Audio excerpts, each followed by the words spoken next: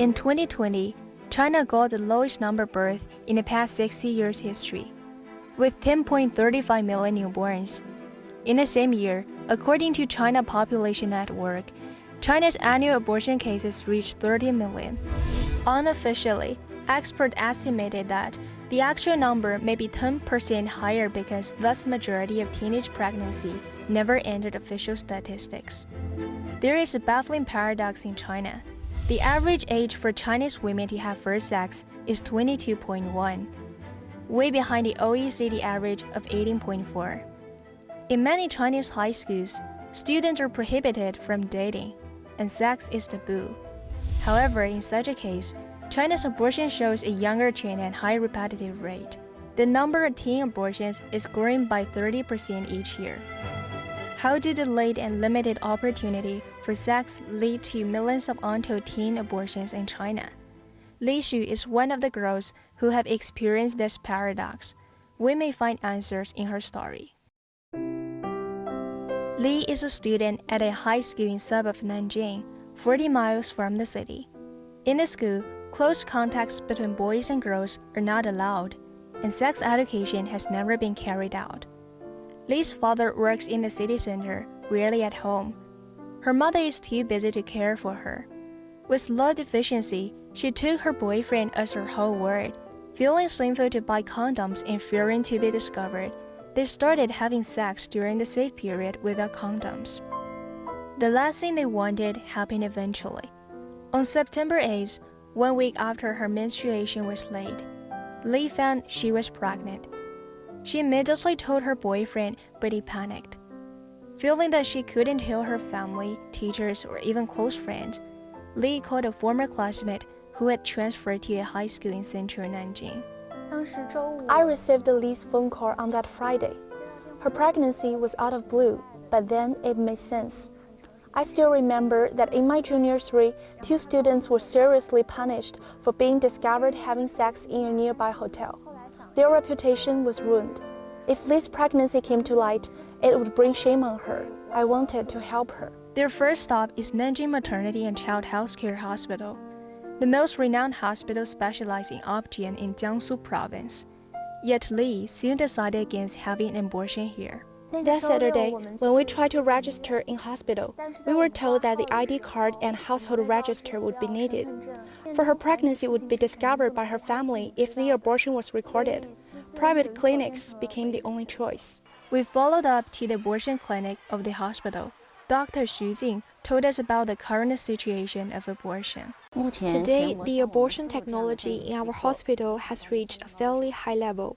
We undertake more than 20,000 operations each year, and our data shows that underage girls account for 17.9% of the total number. But I personally feel that such data may be incomplete, because our calculations do not cover private clinic surgery and medical abortion. Most of those who choose to complete the abortion in clinics are underage girls, for a guardian is needed for a teen's operation in public hospitals. There are plenty of private clinics to cater to Li's needs, whose locations are only 1 click away on search engine that put their advertisement on the most selling spot. The next day, Sunday, they walked into Douanquan Clinic, which asked fewer questions and kept fewer records. It took us an hour to get to the clinic. There were around 15 young women waiting for surgery. Many of them even looked younger than Li. They had different faces, but one thing in common: without their parents' company. No identification was requested when she registered at 9 a.m. A quarter later, Li was able to see the doctor. The abortion was scheduled at 2 p.m. that day. At 1:30, Li was given an anesthetic before the surgery. To be honest, I was very afraid during her surgery. As the clinic is illegal in some way, I couldn't imagine what I should do if her abortion went wrong. Fortunately, everything went well. After a 40-minute post-surgery observation, Li was able to leave. All the abortion cost was $96. She rested at home for 2 days on the excuse of stomachache and went back to school on Wednesday. She continued her life like nothing had ever happened. We visited Douanquan Healthcare and met Li's physician Hao Liu. He accepted our interview and introduced the clinic. From the perspective of young girls, Coming to the clinic for surgery is the best solution. On one hand, the clinic eliminates the complicated procedures. For example, according to the rules at public hospitals, signature of guardian is required for surgeries. However, considering the trouble the girls face, we often provide convenience for them. On the other hand, the cost of a surgery here is usually under $100, which is easily affordable for young girls. Finally, and most importantly, there will be no medical records after surgery in our clinic. The girls' secrets will be concealed forever. In Nanjing Brain Hospital, we interviewed the physician Su Wanguo. She believes there is no paradox at all. Easy access to abortion is important to women's welfare and freedom. Unfortunately, for Chinese teenagers, this easy access is combined with inadequate sex education and bias against sex.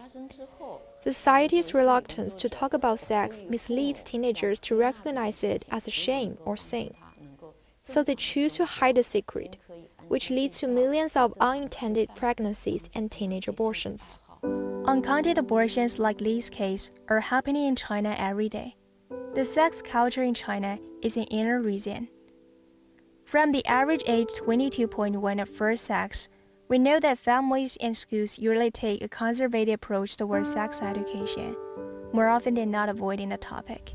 According to a global survey on comprehensive sex education, CSE in China is more like a policy existed only in its name. According to Mark Ragnaris, a sociologist at the University of Texas, in the US, nearly 3/4 of white evangelical teens disapprove of premarital sex. Despite that, they are most sexually active. Due to a lacking education or intercourse preparation, they lose their virginity at an average age of 16 without protection against pregnancy. The solution is cultural and educational. The most important content of education is two aspects. The first one is basic physiological knowledge, which is to let children know their body and changes in them as they grow up. The second is to help them establish the correct concept of sex at a young age. With scientific language, it's alright to give children relevant knowledge with a very plain and peaceful attitude.